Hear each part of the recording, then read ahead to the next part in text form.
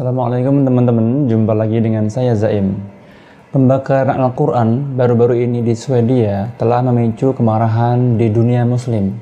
Namun, bila melihat sejarahnya, bentuk kebencian dengan membakar Al-Quran sebenarnya sudah ada dari dulu. Lebih tepatnya yaitu sejak abad pertengahan. Dalam penelitian yang dilakukan oleh Mehmet Osman Gulyasil, dikatakan bahwa kasus pembakaran sudah terjadi di abad pertengahan, tepatnya antara tahun 1498 dan 1500 di wilayah Valencia dan Toledo, Spanyol. Saat itu gereja juga membatasi distribusi atau penyebaran Al-Quran. Nah, di era modern sendiri, pembakaran Al-Quran dapat dilihat jejaknya pada bulan Juli 2010. Saat itu, Terry Jones, pendeta dari Christendorf World Outreach Center di Florida, Amerika Serikat, mengumumkan bahwa dia akan membakar 200 eksemplar Al-Quran pada hari peringatan serangan teroris 11 September. Untuk melakukan aksinya ini, Jones mencari dukungan dengan mengatakan bahwa Islam agama yang berbahaya.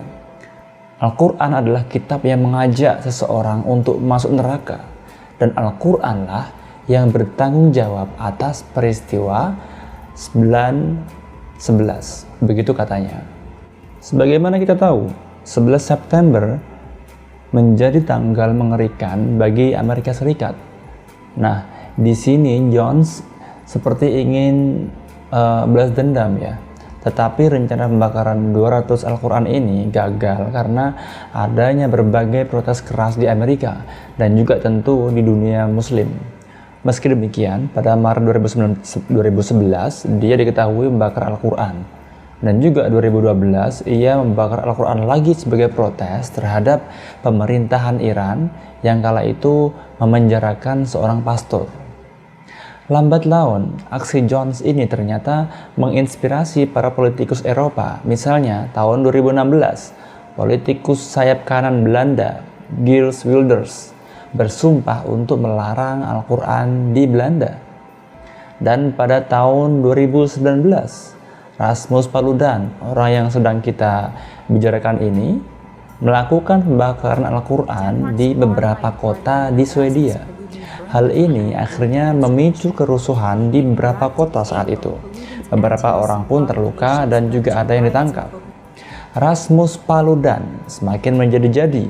Pada tahun 2020, dia juga sudah berusaha membakar salinan Al-Quran di berbagai negara. Meski dia akhirnya dideportasi dari beberapa negara seperti di Prancis, di Belanda, begitu juga di Jerman. Pada akhirnya, sebagaimana kita tahu, Paludan pun melakukan aksi provokatifnya di Swedia.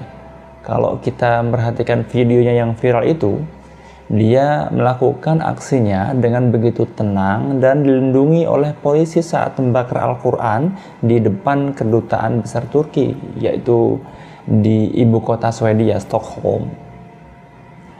Kalau kita lihat latar belakang pembakaran Al-Quran yang dilakukan oleh Paludan ini, memang aksinya lebih didasarkan oleh faktor politik. Sebagaimana diketahui, setelah invasi Rusia ke Ukraina, Swedia memutuskan untuk mengajukan keanggotaan penuh di NATO. Akan tapi, Turki sebagai anggota NATO menolak pengajuan Swedia. Inilah yang menjadi latar belakang kenapa kedutaan Turki dijadikan tempat untuk pembakaran Al-Quran yang dilakukan oleh Paludan. Terlebih, Turki sebagai negara yang mayoritas Muslim. Mas'ud Kamali, mantan peneliti yang ditunjuk untuk menyelidiki masalah integrasi, diskriminasi struktural, dan juga kekuasaan di Swedia, mengatakan bahwa pembakaran Al-Quran di depan kedutaan Turki di Swedia adalah pesan politik dan rasis yang ditujukan kepada umat Islam. Kamali juga mengatakan saat ini kebebasan berbicara secara eksplisit digunakan sebagai dalih oleh para politisi dan kelompok rasis untuk menyerang imigran Muslim dan juga membiarkan mereka untuk melakukan dan mengatakan apapun yang mereka inginkan. Menurutnya, ini hanyalah permainan politik belaka.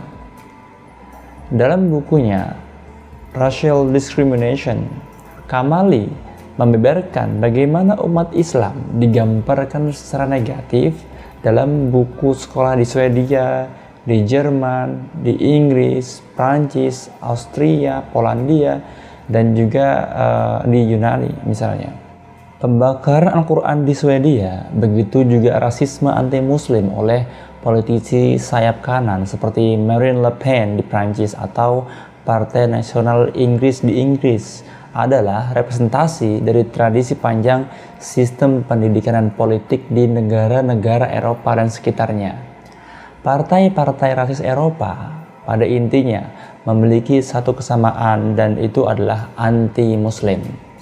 Ideologi rasis terhadap Muslim ini adalah bagian dari gagasan besar tentang perang dan pola pikir bahwa orang kulit putih Kristen Eropa harus menyebar dan menduduki seluruh dunia. Begitulah kira-kira catatan kelam kebebasan ekspresi Barat yang terkadang dan seringkali emang melebihi batas. Bagaimana menurut teman-teman? Semoga ada manfaatnya. Jangan lupa like, share, komen, dan subscribe. Assalamualaikum.